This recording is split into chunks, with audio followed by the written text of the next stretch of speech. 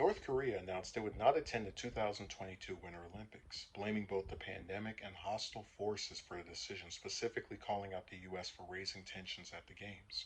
According to state run media reports reviewed by Reuters, the country announced the news via a letter from North Korea's Olympic Committee and Sports Ministry to China, which is hosting the Winter Olympics next month. We could not take part in the Olympics due to the hostile forces' moves and the worldwide pandemic, but we would fully support the Chinese comrades in all their work to hold splendid and wonderful Olympic festival. The letter read. I could have sworn there should be an A there, but whatever. North Korea's athletes were already forbidden from competing in the 2022 Winter Olympics after North Korea was suspended from the International Olympic Committee for refusing to attend last year's games in Japan because of COVID-19. The U.S. has announced a diplomatic boycott of the Games, meaning it will not send administration officials but will send athletes.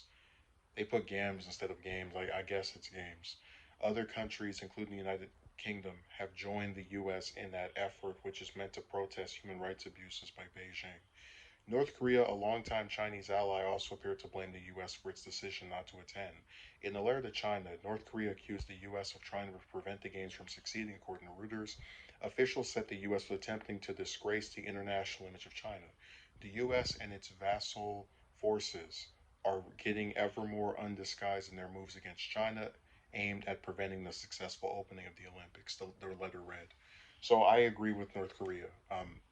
We've talked about the economic war between the U.S. and China, you know, being the other world superpower, and how they latched onto human rights issues as like a good PR campaign. Because we talk about the U.S. doesn't actually care about human rights abuses, but they latched onto that issue, which China is guilty of doing, um, as like a way to, you know, further legitimize treating a country that's very similar to itself like trash.